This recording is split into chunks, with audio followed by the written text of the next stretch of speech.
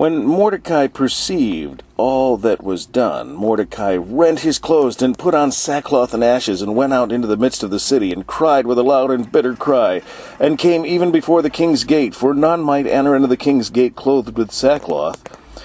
And in every province, whithersoever the king's commandment and his decree came, there was great mourning among the Jews, and fasting, and weeping, and wailing, and many lay in sackcloth and ashes. So Esther's maids and her chamberlain came and told it her.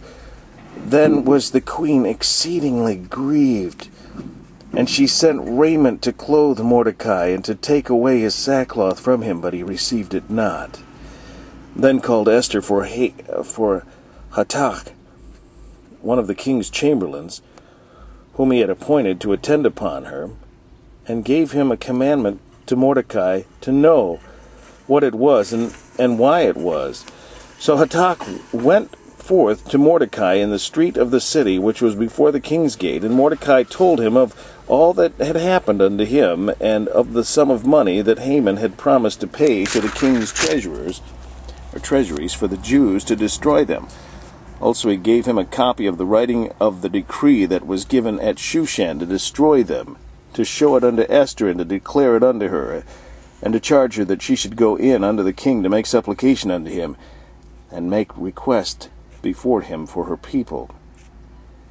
And Hatach came and told Esther the words of Mordecai. Again Esther spake unto Hatach, and gave him commandment unto Mordecai. And all the king's servants and the people of the king's provinces do know that whosoever, whether man or woman, shall come unto the king into the inner court, who is not called, there is one law of his, to put him to death, except such to whom the king shall hold out the golden scepter, that he may live. But I have not been called to come in unto the king these 30 days. And they told to Mordecai Esther's words. Then Mordecai commanded to answer Esther, Think not with thyself that thou shalt escape in the king's house more than all the Jews. For if thou altogether holdest thy peace at this time, then shall their enlargement and deliverance arise to the Jews from another place. But thou and thy father's house shall be destroyed, and who knoweth whether thou art come to the kingdom for such a time as this? Then Esther bade them return Mordecai this answer, Go gather together all the Jews that are present in Shushan, and fast ye for me, and neither eat nor drink 3 days, night or day.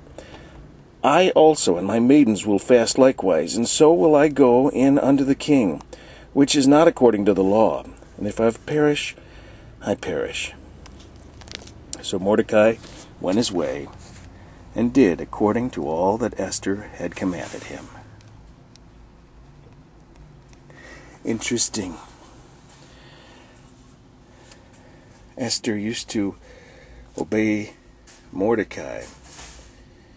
Now the tables are turned, and Mordecai obeys Esther, because Esther was put in a place of prominence because of her submission. God blessed her.